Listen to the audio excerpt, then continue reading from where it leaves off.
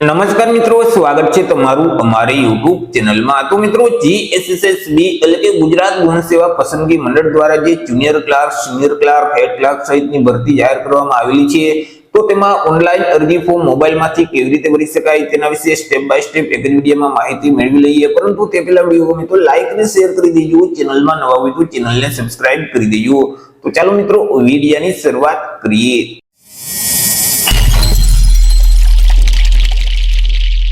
તો સૌથી પહેલા તો મિત્રો, તમારે તમારા મોબાઈલમાંથી કોઈ પણ એક ઇન્ટરનેટ બ્રાઉઝરને ઓપન કરી અને ત્યાં સર્ચ બોક્સમાં ટાઈપ કરવાનું રહેશે ઓજાસ। હવે જેવું તમે ઓજાસ ટાઈપ કરી તમે તેને સર્ચ કરશો એટલે તમારી સામે આ મુજબની એક સ્ક્રીન ઓપન થઈ જશે કે જ્યાં ઓજાસની ઓફિશિયલ વેબસાઇટ છે તે તમને સૌથી પહેલા જોવા મળશે, ojas.gujarat.gov.in। તો તે વેબસાઇટ ઉપર તમારે ક્લિક કરી દેવાનું રહેશે। વેબસાઇટ ઉપર ક્લિક કરશો એટલે ઓજાસનું જે પોર્ટલ છે તે ઓપન થઈ જશે। હવે અહીં જે મેનુ આપેલ છે તેમાં જે ઓનલાઈન એપ્લિકેશનનો ઓપ્શન છે તેના ઉપર તમારે ક્લિક કરવાનું રહેશે, જેથી કરી સબ મેનુ ઓપન થઈ જશે। તેમાં સૌથી પહેલા જે એપ્લાયનો ઓપ્શન આપેલ છે તેના ઉપર તમારે ક્લિક કરવાનું રહેશે એટલે ફરીથી આ મુજબની એક સ્ક્રીન ઓપન થઈ જશે। તેમાં અહીં મિત્રો ડિપાર્ટમેન્ટમાં જે ગુજરાત ગૌણ સેવા પસંદગી મંડળનો જે ઓપ્શન છે તેને તમારે સિલેક્ટ કરી દેવાનું રહેશે એટલે ગુજરાત ગૌણ સેવા પસંદગી મંડળ દ્વારા જેટલી ભરતીમાં અરજી ફોર્મ શરૂ હશે તેનું એક લિસ્ટ ઓપન થઈ જશે। તેમાં તમે જાહેરાત નંબર 378 જોઈ શકશો। ગ્રુપ એ ગ્રુપ બી ની જાહેરાત છે। આ જે ભરતી છે તેમાં અરજી ફોર્મ ભરવાની છેલ્લી તારીખ છે તે 20/2/2026 છે। 20/2/2026 સુધી તમે અરજી કરી શકશો। જો ભરતીનું નોટિફિકેશન તમારે ડાઉનલોડ કરવું હોય તો અહીં જે ડિટેલનો ઓપ્શન આપેલ છે તેના ઉપર ક્લિક કરશો તો નોટિફિકેશનની પીડીએફ ફાઇલ તમારા ડિવાઇસમાં ડાઉનલોડ થઈ જશે। અરજી ફોર્મ ભરવા માટે અહીં જે એપ્લાયનો ઓપ્શન આપેલ છે તેના ઉપર તમારે ક્લિક કરી દેવાનું રહેશે એટલે ફરીથી આ મુજબની સ્ક્રીન ઓપન થઈ જશે। તેમાં જે એપ્લાય નાવનો ઓપ્શન જોવા મળશે તેના ઉપર ફરીથી તમારે ક્લિક કરવાનું રહેશે। હવે જો તમે ઓજાસના પોર્ટલ ઉપર તમે ઓલરેડી રજીસ્ટ્રેશન કરેલ છે તો તમારા જે તે રજીસ્ટ્રેશન નંબર હોય તે અહીં તમારે ટાઈપ કરી દેવાના રહેશે। તમારી જન્મ તારીખ અહીં ટાઈપ કરી અને એપ્લાય વિથ OTR નો ઓપ્શન છે તેના ઉપર તમારે ક્લિક કરવાનું રહેશે। પરંતુ પોર્ટલ ઉપર જો તમે હજી સુધી રજીસ્ટ્રેશન નથી કરેલ તો જે લાલ કલરમાં સ્કીપનો ઓપ્શન આપેલ છે તેના ઉપર ક્લિક કરી આગળ વધી જવાનું રહેશે એટલે તમને એક અરજી ફોર્મ આપી દેવામાં આવશે। તે ફોર્મમાં તમામ માહિતી તમારે ભરવાની રહેશે। અરજી ફોર્મ ભરો તે પહેલા અહીં મિત્રો અગત્યની સૂચના આપેલ છે તે તમારે અવશ્ય વાંચી લેવાની રહેશે। અરજી ફોર્મમાં સૌથી પહેલા તો તમારે તમારી પોતાની પર્સનલ માહિતી છે તે આપવાની રહેશે, જેમ કે ટાઇટલ જે લાગુ પડતું હોય તે ટાઇટલ અહીંથી તમારે સિલેક્ટ કરી દેવાનું રહેશે। ત્યાર પછી તમારી સરનેમ એટલે કે અટક છે તે અહીં ટાઈપ કરી દેવાની રહેશે। તમારું નામ આ બોક્સમાં ટાઈપ કરી પિતા કે પતિનું નામ અહીં ટાઈપ કરી દેવાનું રહેશે અને માતાનું નામ અહીં ટાઈપ કરવાનું રહેશે। ત્યાર પછી જેન્ડર મેલ કે ફિમેલ સિલેક્ટ કરી અને ફરીથી જેન્ડરને સિલેક્ટ કરી દેવાનું રહેશે। તમારી જે જન્મ તારીખ હોય તે અહીં ટાઈપ કરી દેવાની રહેશે। મેરિટલ સ્ટેટસ જે લાગુ પડે તે ઓપ્શન સિલેક્ટ કરી અને તમારી જે તે કેટેગરી છે તે કેટેગરી અહીંથી તમારે સિલેક્ટ કરી દેવાની રહેશે। જો તમે મિત્રો અનામત વર્ગમાં આવતા હશો તો તમારી પાસે જે કાસ્ટ સર્ટિફિકેટ એટલે કે જે જાતિનો દાખલો છે તેની વિગત પણ આપવાની રહેશે। દાખલાના નંબર અહીં તમારે ટાઈપ કરી દેવાના રહેશે, તેમની તારીખ અહીં ટાઈપ કરી અને દાખલો કયા રાજ્યમાંથી મેળવેલ છે તે રાજ્યનું નામ અહીંથી તમારે સિલેક્ટ કરી દેવાનું રહેશે। જો તમે એસસીબીસી એટલે કે સામાજિક અને શૈક્ષણિક રીતે પછાત વર્ગના ઉમેદવાર હોય તો તમારી પાસે જે નોન ક્રિમિનલ સર્ટિફિકેટ છે તેની વિગત પણ આપવાની રહેશે। સર્ટિફિકેટના નંબર અહીં ટાઈપ કરી તેમની તારીખ અહીં ટાઈપ કરી દેવાની રહેશે અને સર્ટિફિકેટ કયા સત્તા અધિકારી દ્વારા આપવામાં આવેલું છે તેમનો હોદ્દો અહીંથી તમારે સિલેક્ટ કરી દેવાનું રહેશે। નીચે મિત્રો તમારે અલગ અલગ બે સરનામા આપવાના રહેશે। તેમાં સૌથી પહેલા તો હાલનું સરનામું છે તે અહીં તમારે ટાઈપ કરી દેવાનું રહેશે। તેમાં રાજ્યનું નામ અહીંથી તમારે સિલેક્ટ કરી દેવાનું રહેશે। તમારા જિલ્લાનું નામ છે તે અહીંથી તમારે સિલેક્ટ કરવાનું રહેશે। ત્યાર પછી મિત્રો તમારા તાલુકાનું નામ છે તે અહીંથી તમારે સિલેક્ટ કરી દેવાનું રહેશે। તમારા જે તે એરિયાના પિનકોડ નંબર હોય તે અહીં તમારે ટાઈપ કરી દેવાના રહેશે। આગળ તમારે કાયમી સરનામું એટલે કે પરમનન્ટ એડ્રેસ છે તે અહીં તમારે ટાઈપ કરી તેમાં પણ રાજ્યનું નામ, જિલ્લાનું નામ અને તાલુકાનું નામ સિલેક્ટ કરી એરિયાના પિનકોડ નંબર અહીં તમારે ટાઈપ કરી દેવાના રહેશે। તમારા જે તે મોબાઈલ નંબર હોય તે નંબર અહીં ટાઈપ કરી અને તે જ નંબરને વેરીફાઈ કરવા માટે અહીં ટાઈપ કરી દેવાના રહેશે। તમારું જે ઈમેલ આઈડી હોય તે આઈડી અહીં ટાઈપ કરી અને તે જ આઈડીને વેરીફાઈ કરવા માટે અહીં ટાઈપ કરવાનું રહેશે। ત્યાર પછી નેશનાલિટીમાં બાય ડિફોલ્ટ ઇન્ડિયન લખેલ જ આવી જશે। આગળ તમારે અન્ય વિગત છે તે આપવાની રહેશે, જેમ કે મિત્રો તમે રમતગમતમાં ભાગ લીધેલ હોય અને તમારી પાસે રમતગમતનું સર્ટિફિકેટ હોય અને તમે તેના વધારાના ગુણ મેળવવા માટે લાયકાત ધરાવતા હોય તો અહીંથી તમારે યસ સિલેક્ટ કરી દેવાનું રહેશે અને આગળ રમતની વિગત છે તે આપવાની રહેશે, જેમ કે તમે કઈ રમતમાં ભાગ લીધેલ છે તે રમતનું નામ અહીંથી તમારે સિલેક્ટ કરી દેવાનું રહેશે।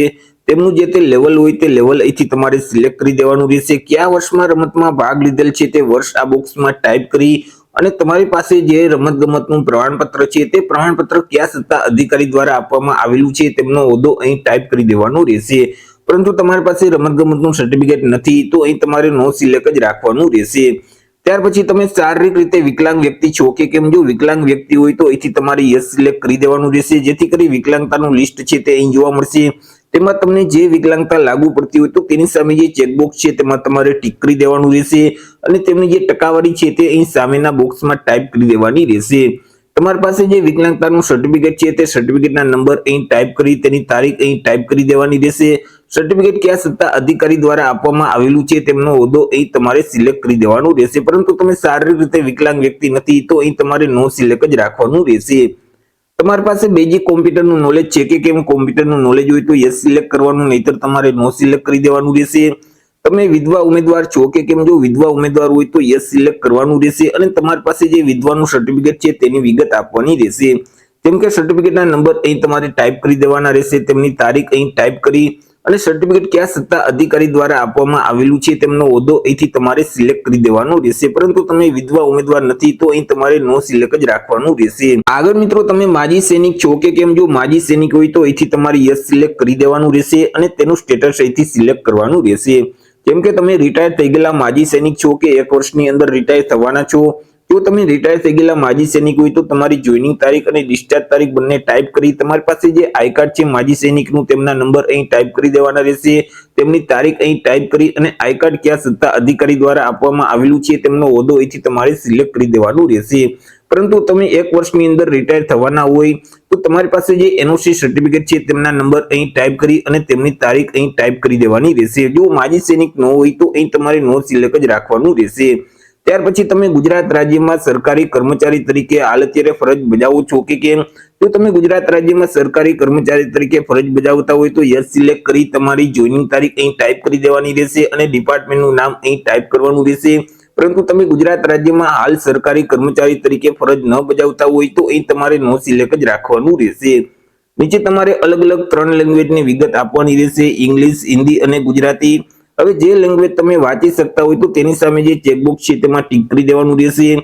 જે લેંગ્વેજ તમે લખી શકતા હોય તો તેની સામે જે ચેકબોક્સ છે તેમાં તમારે ટીક કરવાનું રહેશે અને જે લેંગ્વેજ તમે બોલી શકતા હોય તો તેની સામે જે ચેકબોક્સ છે તેમાં તમારે ટીક કરી દેવાનું રહેશે. આગળ મિત્રો તમારે એજ્યુકેશન ક્વોલિફિકેશન એટલે કે શૈક્ષણિક લાયકાતની વિગત આપવાની રહેશે. તો અહીંથી તમારે એની ગ્રેજ્યુએટનો ઓપ્શન સિલેક્ટ કરી દેવાનો રહેશે.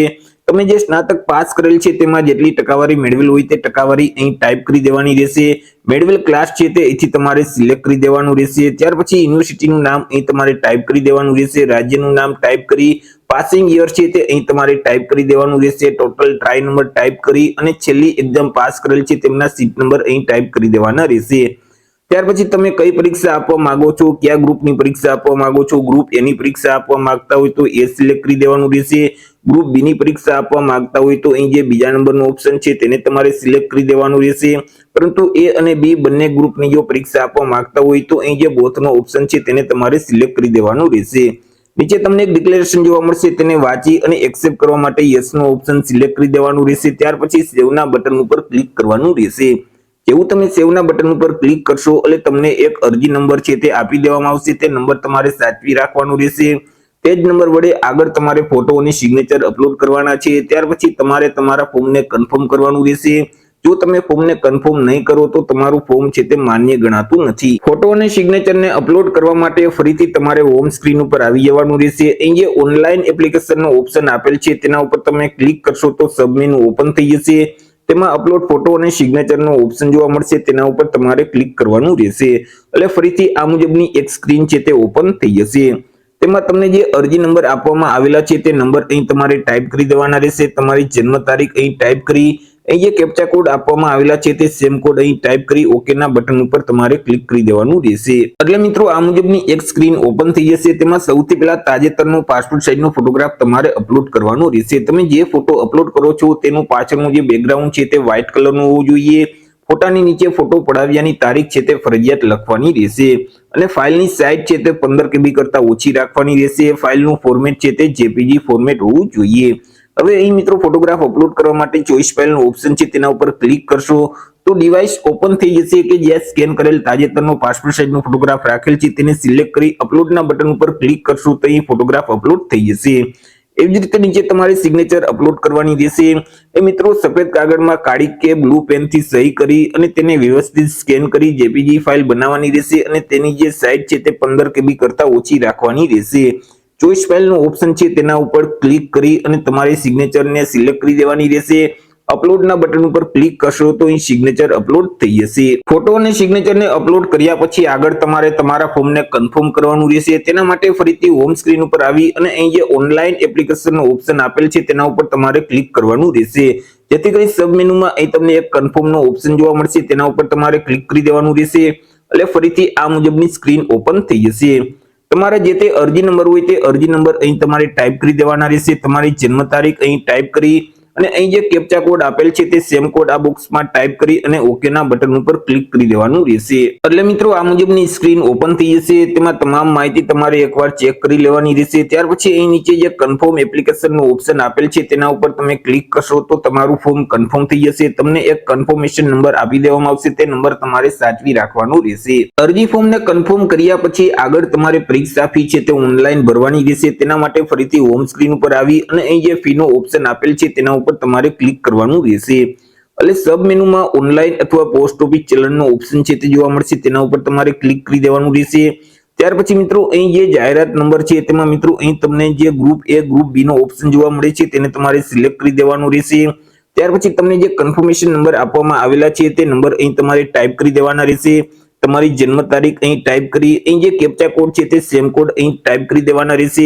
ત્યાર પછી અહીં ઓનલાઈન પેમેન્ટ ઓફ ફીનો જે ઓપ્શન છે તેના ઉપર તમારે ક્લિક કરવાનું રહેશે।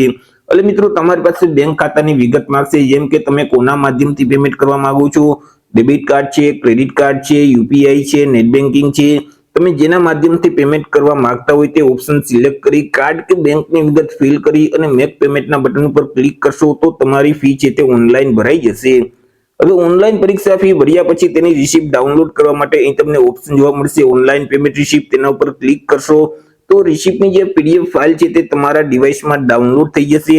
તમે જે અરજી ફોર્મ ભરેલ છે તેની પીડીએફ ફાઇલ જો તમે ડાઉનલોડ કરવા માંગતા હોય તો અહીં તમને ઓપ્શન જોવા મળે છે પ્રિન્ટ એપ્લિકેશન ફોર્મ, તો તેના ઉપર તમે ક્લિક કરશો તો મિત્રો અહીં જે ફોર્મની પીડીએફ ફાઇલ છે તે તમારા ડિવાઇસમાં ડાઉનલોડ થઈ જશે। તો આવી રીતે મિત્રો જે ગુજરાત ગૌણ સેવા પસંદગી મંડળ દ્વારા ક્લાર્કની ભરતી જાહેર કરવામાં આવેલી છે તેમાં તમે જાતે જ અરજી કરી શકો છો। તો આશા રાખું છું વિડીયો પસંદ પડ્યો હશે। વિડીયો પસંદ પડ્યો તો લાઈક અને શેર કરી દેજો, ચેનલમાં નવા હોય તો ચેનલને સબસ્ક્રાઇબ કરી દેજો। ફરી મળીશું એક નવા ટોપિક સાથે એક નવા જ વિડીયોમાં। ત્યાં સુધી જય હિન્દ, વંદે માતરમ।